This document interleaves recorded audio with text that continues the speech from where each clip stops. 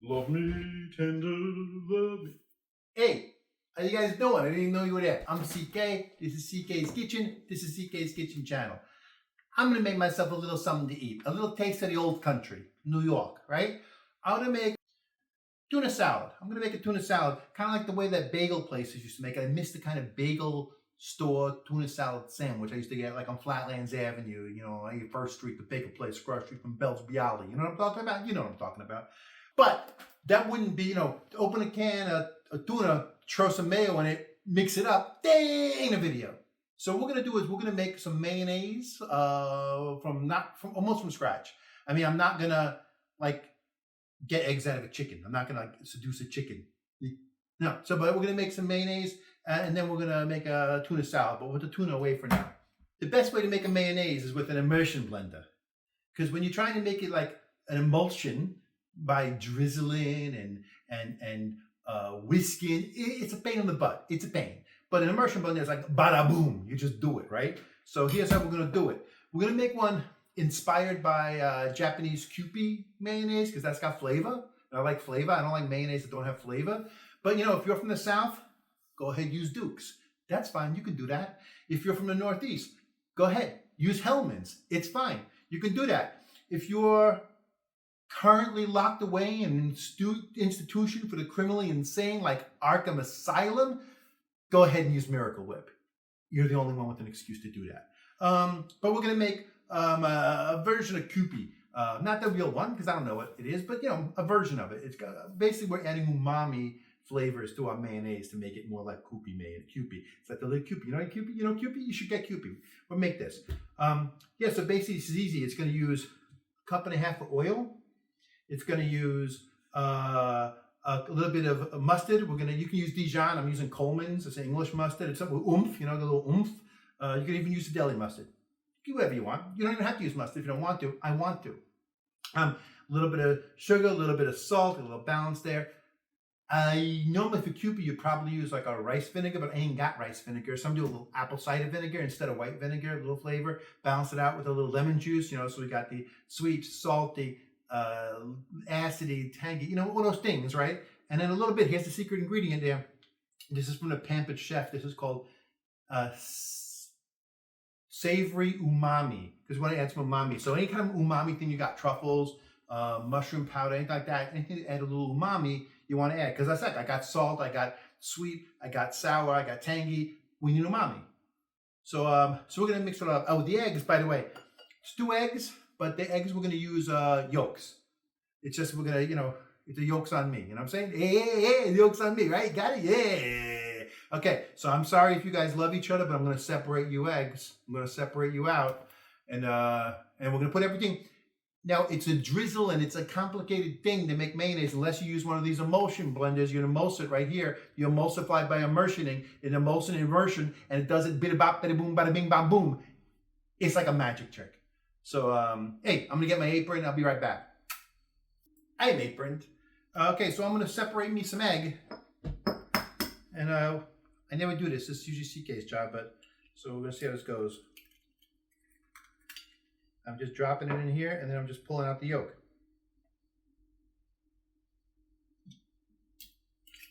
I made a mess because it was stuck. It was like glued on. But you know what? You can do a yolk. You can do a whole egg. You can do one whole egg and 1 yolk. You can do whatever you want. You know what I mean? Again, they're making a mess here. This is not what I'm not a chef. But yeah, we got more yolk than we got egg, and that's the key. Let me clean my hands.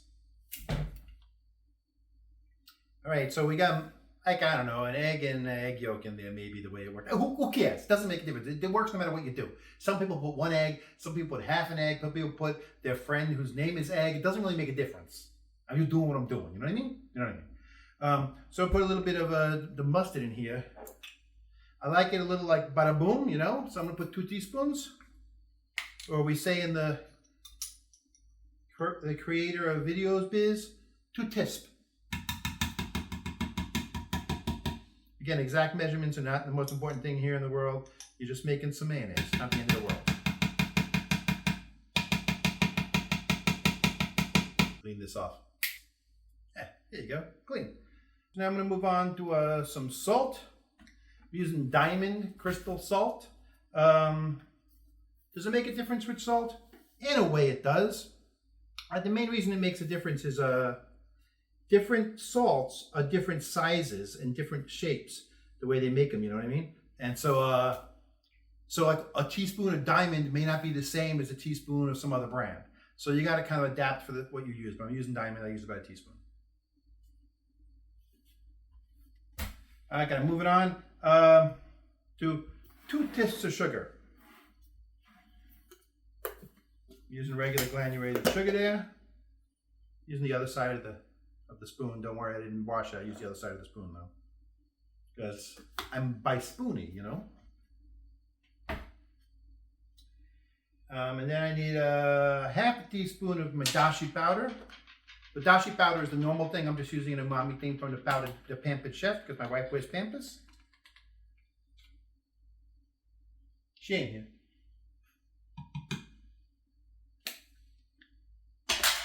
And I need 4 teaspoons of lemon juice. I ain't got fresh lemon juice, so I'm gonna use this.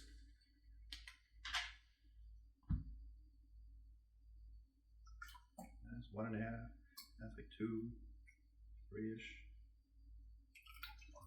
Whatever, close enough. And I need 2 tablespoons. 2 tablespoons of the vinegar.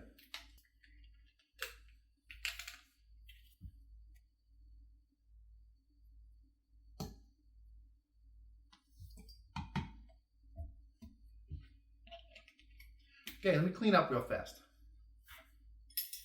Okay, now we're gonna emulsify. Like I said, you drizzle in classic cooking, but this don't need no drizzle. Just put this in beneath the meniscus and then hit the button.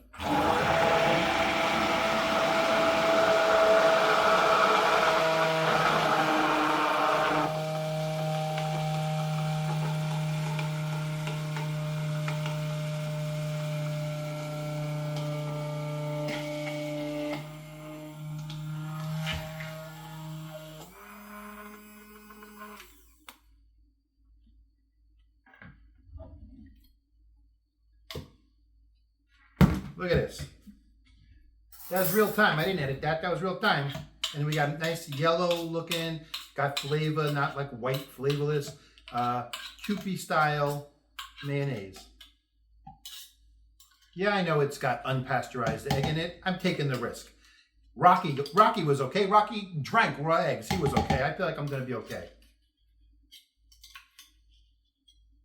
You want to pasteurize your eggs, you go buy an egg pasteurizer. Knock yourself out. I'm not going to criticize you.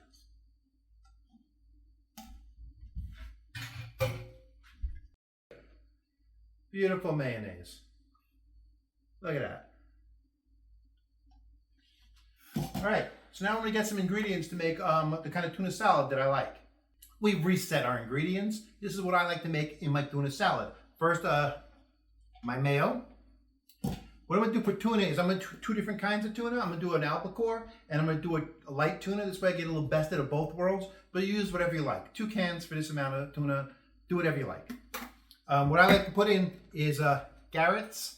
I got baby carrots because this is what CK likes to snack on, so it's what we got in the house. I got some celery stalks, or ribs, half ribs, about 2 full ribs. Some red pepper, I'm probably gonna use like half that. And some dill, I'm gonna use like a tablespoon or 2. I love dill. I love dill! Sue me. What I do is, again, I love my little immersion blender. I just throw it in the food process attachment and I go waza baza boom and just mix it together. So we'll do that in just about a second. Chill out. All right, here we go. We're gonna make some tuna salad using the food processor portion of the immersion blender. Clearly you can use a regular food processor, or you could use a knife and just chop things real fine and then mash things together with a fork. I don't really care how you do it. This is just how I do it. So I throw in about, I don't know, half a red pepper, a couple of pieces of celery. This will be about, I don't know, maybe 2 stalks if I glue it back together, 2 ribs if I glue it back together. And I don't know, maybe a carrot and a half's worth of carrot here. Let's start with that. We'll get to the tuna later. Put it on top of my thingy.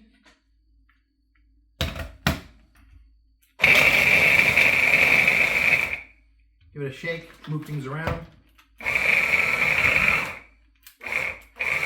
gonna take a look at it. I don't think this one's chopped enough. Maybe it's me. I think that one needs a little more.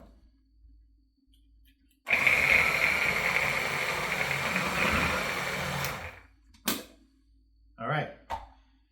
Now things are chopped up nice. I'm gonna put the tuna in.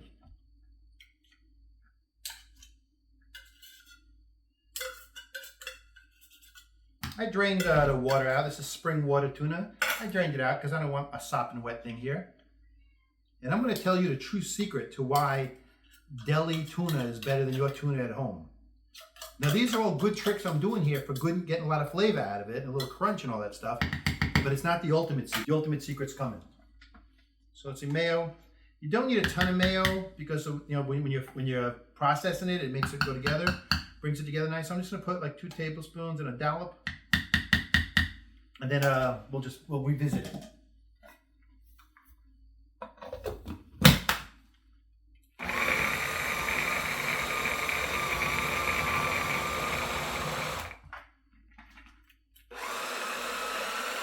Move it around a little bit. That's why I like this little portable one.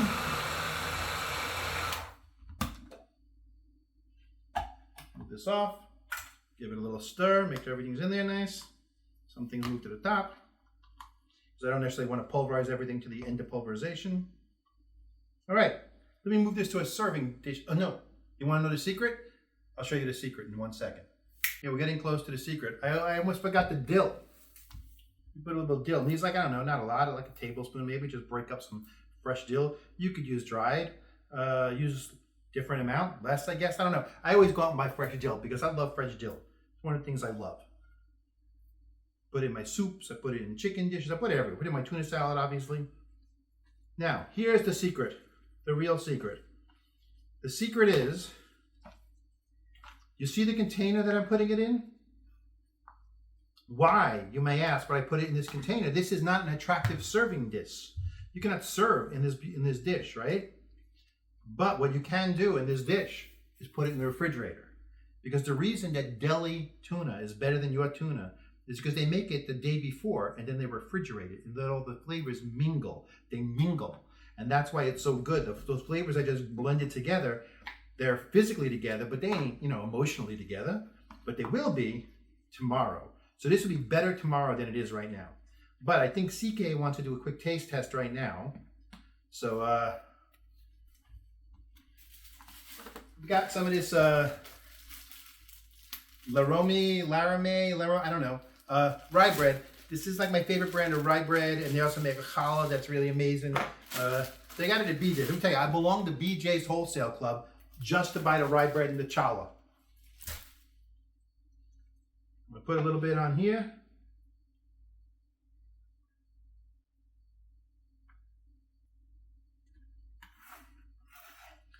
Let's try it.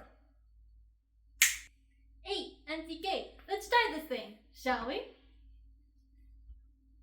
It's so good.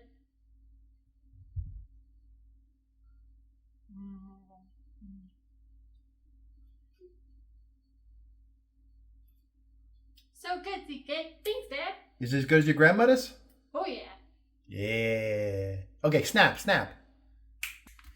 And that's it right there. My deli style or bagel deli style tuna salad with a little twist like the Kewpie mayonnaise just to give it a little more depth of flavor, the veggies to bring stuff out. The way I like it. Your mileage may vary, but at least you learn how to make mayonnaise. All you need is an emulsify, immersion, easy blended thing. Anyway, from our kitchen to your kitchen or wherever you're watching, have a wonderful day, enjoy some food, and hey, it's election season. Go out and vote, right? Vote for someone who matches your values. Vote for someone who you think will make the world a better place. Vote for someone who's not going to let the world burn in climate change just to make a point, eh?